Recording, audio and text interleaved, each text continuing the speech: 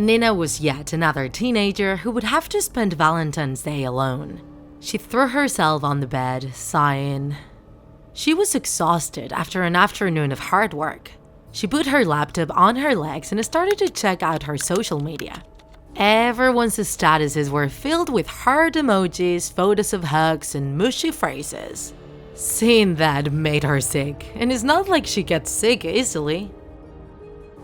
But suddenly, she realized the stabbing she was feeling in her stomach was due to something different, or rather, someone different.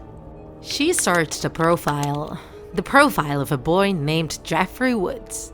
She opened the chat tab, and there they were, dozens of messages written by her with no response from Jeffrey. She felt very sad, and a tear started to go down her cheek. She wiped the tear using a corner of the blanket, but then she realized she had stained her cheek with blood. The blood came from the body of a girl that laid by her side, just as if she were a horror doll. Nina casually set aside the body with a kick. It fell on the floor face down, revealing several stabbings on her back. Filled with gloom, Nina looked at the splashes of blood on the wall, as well as an inscription written in blood that said, "Sleep with me, my love." That was another message for the same recipient. Nina looked back at the chat window and hesitated about writing yet another message. Outside of the house, Jeff was crouching while he observed Nina laying on the bed. He had been following her lately and was having a great time observing her massacres. It really seemed the pupil was besting the master. It was awesome how with just a couple of knife movements she entered the parents in the living room. And the way she savagely stabbed that girl in the back, you could tell that Nina had the same spirit and bloodlust as Jeff. Maybe he was starting to feel something for her? The vibration on his phone interrupted his thoughts. He had a new message from Nina Hopkins. He observed her again, laying on the bed, typing on her laptop, and the smile in his whitish face turned more marked and evil. He stood up and went away from that place while answering the message on his phone. Evening came and Jeff arrived at the doorsteps of a small restaurant in the outskirts. He covered his head with his hood. He looked at the entrance. It was filled with pompous decorations with hearts and cupids everywhere, with a sign that said, "Today, a special Valentine's Day dinner." That made him feel sick, as he strongly held a knife he had hidden under his hoodie. His lust for killing increased, and he put his eye on a woman in the side alley. It was most likely one of the employees taking out the trash. He was about to rush towards her, but managed to contain himself. There would be enough time for that later. But for now, he was waiting for someone else. In the alley, Eve threw some trash bags into the trash container while dreading the several work hours she still had before her. That was the date she hated the most in the entire year. The hypocrisy, the unnecessary spending, the ridiculousness of it all. And all for people to go back to arguing and yelling at each other the next day, showing their true selves. Moreover, her boss required her to wear that embarrassing pink uniform, smile at all times, and congratulate the customers. When she came back into the restaurant, for a moment she reveled the idea of grabbing one of the knives in the kitchen and venting off all of her frustration by becoming the author of the biggest Valentine's Day massacre in history. But that was just dark humor, she told herself. She would never do something like that.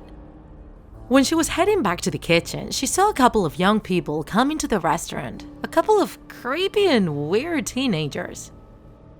As soon as Jeff and Nina went in, a waiter stopped them and asked them if they had a reservation. Jeff said, "Of course, here it is." And with a swift movement, Jeff sliced the throat of the waiter, stopping him from uttering another word. We can sit whatever we want. Thank you. Here, have a tip," said Jeff as he proceeded to stab the waiter in the gut, finally ending his suffering. Jeff and Nina gave a quick glance to the half a dozen tables occupied with couples who were having a romantic dinner. Jeff told Nina, "What do you think, my love? You go for the ones on the right and I go for the ones on the left? Nina responded, I'd rather go for the ones on the left because that's the side where the heart is.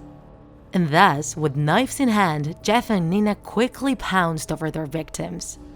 The first couples died practically without realizing what was going on. The next ones were unable to react, paralyzed in fear due to such a macabre show. The last couples had a small chance to escape, but Jeff and Nina quickly cut them off, making it impossible for them to run away. Jeff's and Nina's synchronization as a couple of killers was truly lethal. When they had finally killed all of the couples, a deadly silence filled the place. The two of them looked at each other's eyes and she decided to get closer and kiss him. But Jeff stopped her in the last moment. "Honey, wait! We're not done yet."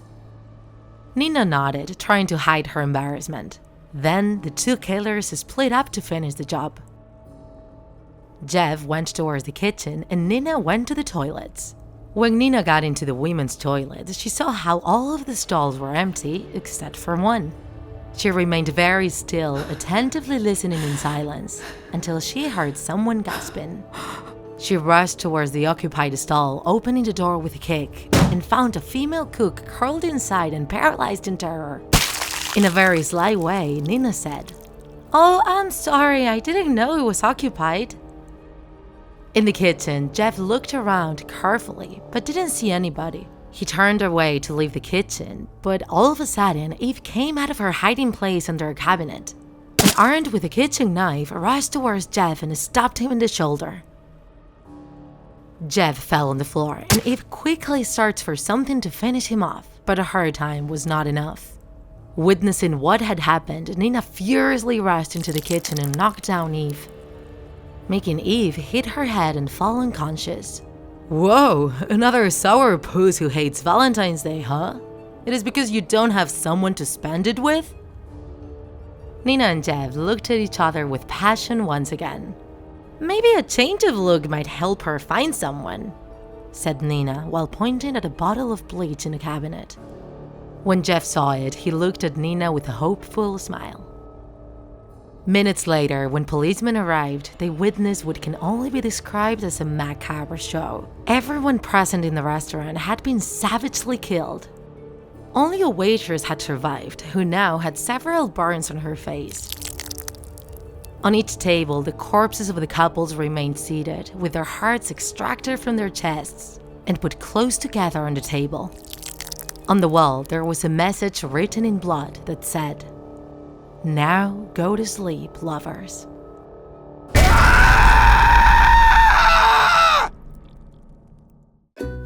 If you enjoyed this video, don't forget to like it. And if you want to see more Draw My Life videos, subscribe to our channel.